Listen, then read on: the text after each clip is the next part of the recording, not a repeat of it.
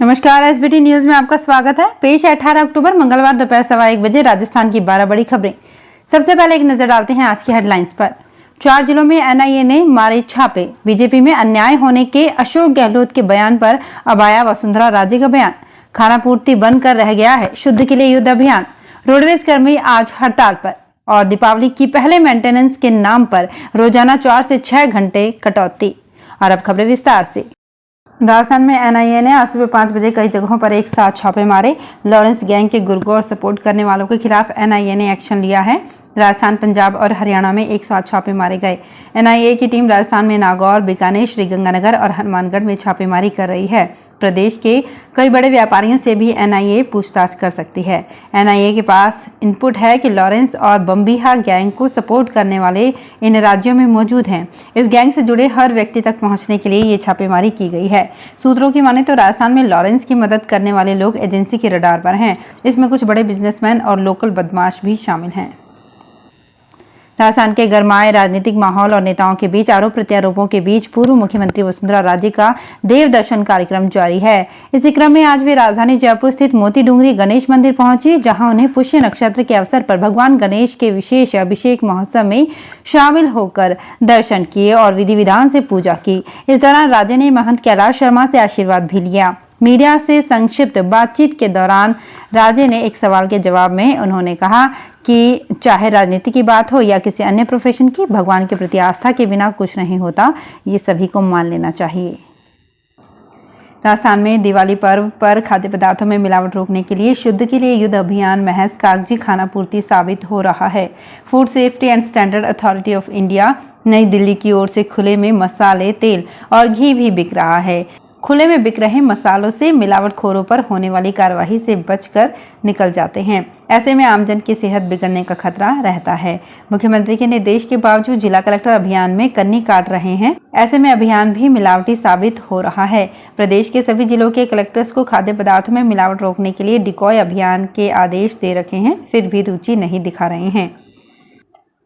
Rajasthan roadways कर्मचारी संयुक्त मोर्चा के आह्वान पर 21 सूत्री मांगों को लेकर आज 1 घंटे के कार्य बहिष्कार पर रहेंगे।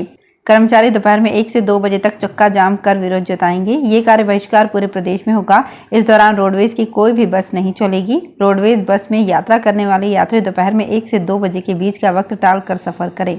1 घंटे के दौरान कोटा में करीब 30 बसों का संचालन प्रभावित होगा। राजस्थान की सरकारी बिजली कंपनियों का प्रबंधन मुख्यमंत्री व राजस्थान विद्युत विनियामक आयोग के आदेश भी नहीं सुन रहा है।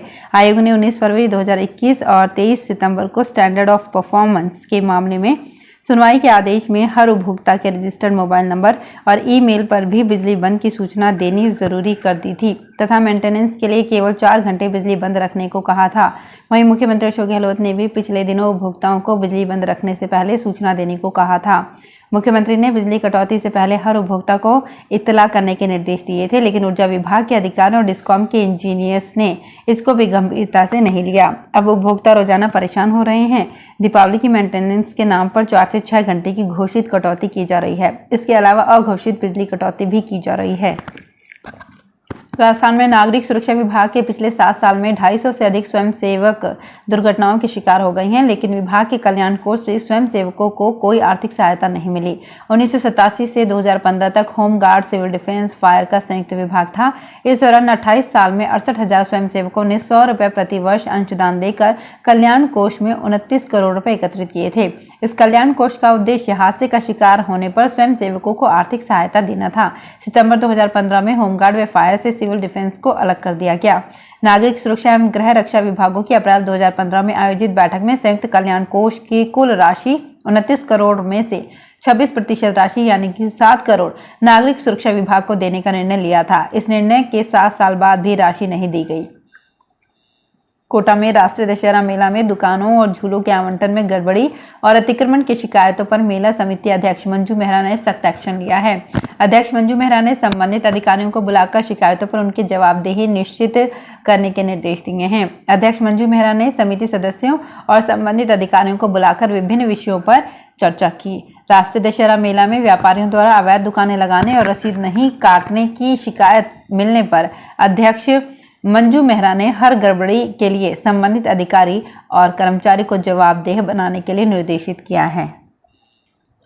राजस्थान लोक सेवा आयोग द्वारा स्कूल लेक्चरर संस्कृत शिक्षा विभाग प्रतियोगी परीक्षा 15 से 17 नवंबर तक आयोजित की जाएगी। आयोग ने सोमवार को इस परीक्षा का कार्यक्रम जारी किया है।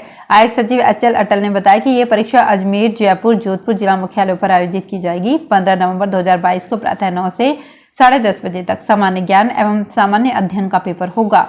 इसी दिन दोपहर 2 से 5 बजे तक हिंदी विषय की परीक्षा होगी। 16 नवंबर 2022 को सुबह 9 से 12 बजे तक अंग्रेजी तथा दोपहर 2 से 5 बजे तक सामान्य व्याकरण विषय की परीक्षाएं आयोजित की जाएंगी। 17 नवंबर 2022 को सुबह 9 से 12 बजे तक साहित्य तथा दोपहर 2 से 5 बजे तक व्याकरण विषय की परीक्षा का आयोजन किया जाएगा। दीपावली के शुभ अवसर पर अजमेर विकास प्राधिकरण अजमेर द्वारा 19 से 21 अक्टूबर तक की जाने वाली 100 भूखंडों की नीलामी के प्रति आमजन का उत्साह है। एडीए की ओर से अपनी पसंद का भूखंड चुनने की सुविधा प्रदान करने पर लोगों का सकारात्मक रुझान है। अब तक 16 भूखंडों पर नीलामी बोली है तथा 30 भूखंडों पर अमानत राशि जमा हो चुकी है। एडीए आयुक्त अक्षय गोदारा ने बताया कि प्राधिकरण द्वारा प्रथम बार होकरा पुष्कर फार्म हाउस व रिजॉर्ट योजना के लिए 8,000 से 13,500 वर्ग मीटर तक के 4 भूखंड नीलाम किए जा रहे हैं। राजस्थान कांग्रेस में हुए पॉलिटिकल ड्रामे का असर गुजरात चुनावों पर भी दिख रहा है। कांग्रेस के जिन मंत्रियों विधायकों की ड्यूटी गुजरात चुनावों में लगी हुई थी, उनका सारा ध्यान दिल्ली, जयपुर में केंद्रित हो गया। ऐसे में वे न तो पर्याप्त समय गुजरात में दे पाए और न ही पूरी क्षमता से काम कर पाए। सोमवार को देश भर में कांग्रेस के राष्ट्रीय अध्यक्ष के लिए मतदान हुआ। अब इस चुनाव के परिणाम आने और दीपावली के बीतने के बाद ही गुजरात चुनाव में राजस्थान के कांग्रेसी नेताओं की भूमिका प्रभावी ढंग से दिखाई देगी। गुजरात के कांग्रेस प्रभारी डॉक्टर रघु शर्मा ने बताया कि कांग्रेस पूरी ताकत से चुनाव लड़ रही है और परिणाम कांग्रेस के पक्ष में ही आएगा। गुजरात में चूंकि राजस्थानी मूल के लोगों की संख्या लगभग 1 करोड़ है, ऐसे में गुजरात में बेहतरीन प्रदर्शन करने के लिए राजस्थान की कांग्रेस सरकार और पार्टी पूरी कोशिश कर रही है। राजस्थान मेडिकल एजुकेशन सोसाइटी ने मेडिकल और नर्सिंग कॉलेज के सेवा नियम तो बना लिए, लेकिन पैरामेडिकल शिक्षकों के लिए अब तक ये नियम नहीं बने हैं। इस कारण पैरामेडिकल की पढ़ाई कर रहे स्टूडेंट्स का फैकल्टी बनने का सपना अधूरा ही चल रहा है। सेवा नियमों के नहीं बनने से इन पदों पर भर्ती निकलने का मामला भी अटक गया है। एसएमएस जयपुर, अजमेर, बीकानेर, जोधपुर, कोटा और आरयूएचएस मेडिकल कॉलेजों में सालों से मेडिकल लैब, रेडिएशन और ऑफ्थेल्मिक टेक्नोलॉजी के डिग्री कोर्स चल रहे हैं। यहाँ पैरामेडिकल फैकल्टी के बजाय डॉक्टर्स पढ़ा रहे हैं। हालात ये हैं कि डॉक्टर के पास पहले से मरीजों को देखने का समय तक नहीं है। राजस्थान के सरकारी स्कूलों में टीचर्स की भर्ती से पहले ही विवाद शुरू हो गया है। सोमवार को मुख्यमंत्री अशोक गहलोत ने प्रदेश में 46,500 पदों पर भर्ती की स्वीकृति जारी की, जिसके लिए उन्होंने लेवल 1 में 6,000 पद बढ़ाकर 21,000 पदों पर भर्ती की घोषणा की। वहीं लेवल 2 में 6,000 पद घटाकर 25,500 पदों पर ही भर्ती करने का फैसला लिया, जिसके बाद सड़क से लेकर सोशल मीडिया तक मुख्यमंत्री के फैसले का विरोध शुरू हो गया है।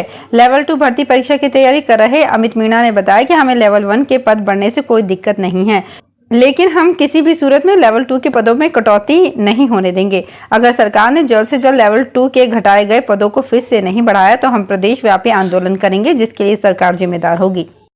तो फिलहाल इस बुलेटिन में इतना ही। फिर हाजिर होंगे कुछ और बड़ी खबरों के साथ। अगर आप भी अपने आसपास की छोटी बड़ी और महत्वपूर्ण खबरों से अपडेट रहना चाहते हैं तो सब्सक्राइब कीजिए हमारे चैनल एसपीटी न्यूज को और प्रेस कीजिए बेल आइकन पर।